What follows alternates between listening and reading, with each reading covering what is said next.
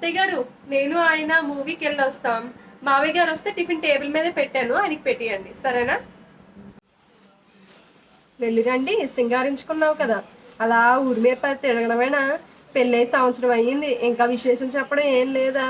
ఇంకా అలా ఎప్పుడు సింగారించుకోవడం, ఊరి మీద తిరగడం, ఇంకా అదే పని.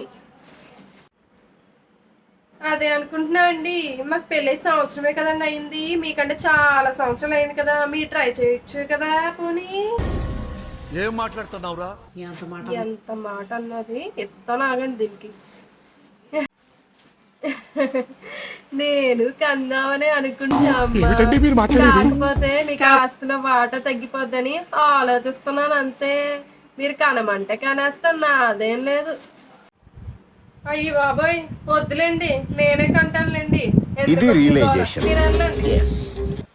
చూసారా, దెబ్బకి లైన్ లో వచ్చింది, లేకపోతే నాతో ఎటకారాలు ఆడుతుంది ఇది పిల్ల బచ్చ. ఎందుకు వచ్చింది? కనేస్తే పోలే, ఏ మాటకా మాట చెప్పుకోవాలి కానీ ఈవిడ కనైనా కనేస్తుంది. మళ్ళీ మనకు బాగాలేయండి వెళ్ళొస్తాం అత్తయ్య.